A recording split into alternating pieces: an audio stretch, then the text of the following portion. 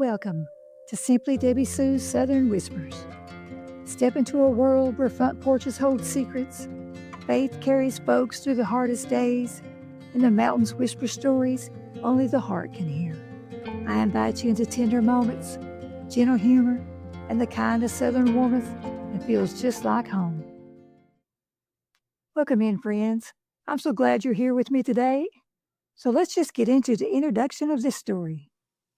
There are places in this world where the land itself seems to breathe with the people who live upon it. Willow Prairie was one of those places. A stretch of gold grass and open sky where families carved out their lives with grit, prayer, and the stubborn hope that tomorrow would be kinder than today. But even the strongest prairie families face storms that no plow or fence can hold back. And sometimes, when grief settles over a home like dust on the windowsill, it takes something unexpected, or someone unexpected, to stir the air again.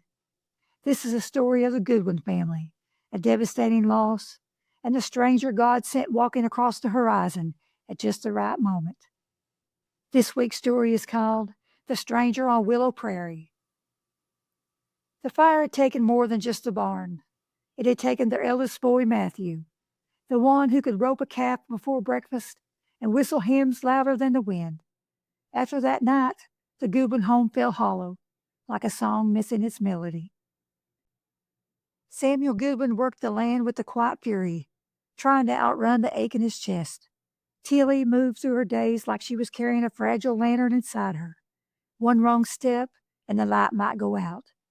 And little Ivy, with her braid tied in a ribbon Matthew had given her, prayed every night for God to give her family back its laughter.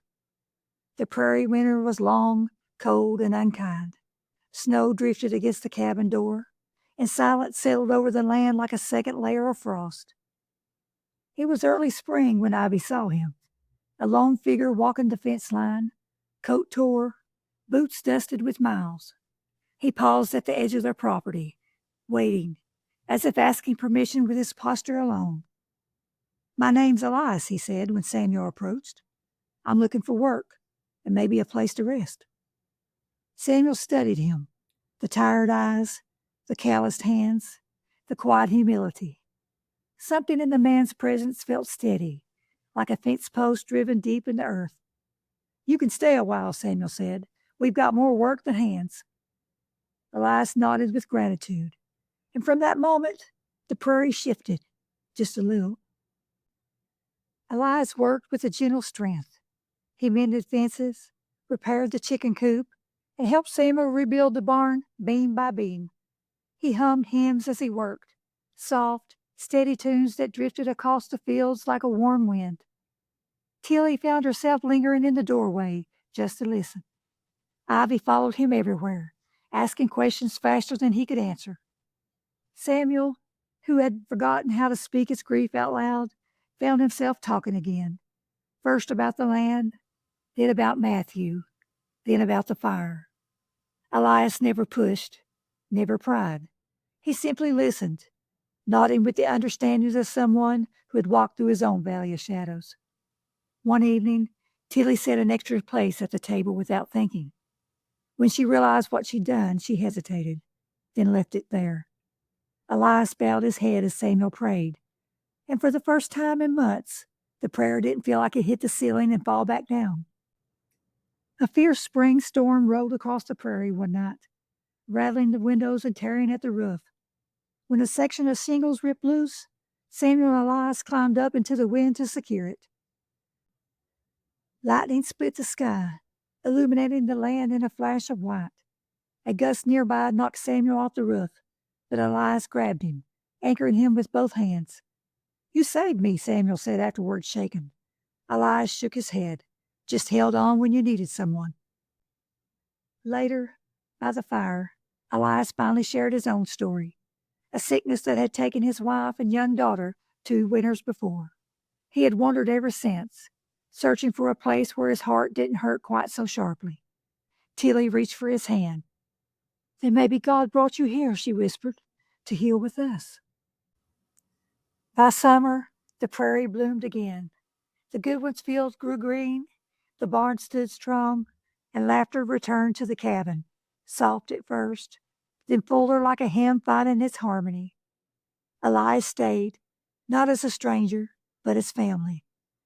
On Sunday mornings, they walked together to the little white church on the ridge. Samuel carried Ivy's Bible. Tilly carried a basket of bread, and Elias walked beside them, humming the same hymn that had once drifted through the barn like a prayer. The prairie still held its silence, but now it was a peaceful one, the kind that follows healing, mercy, and the quiet arrival of hope.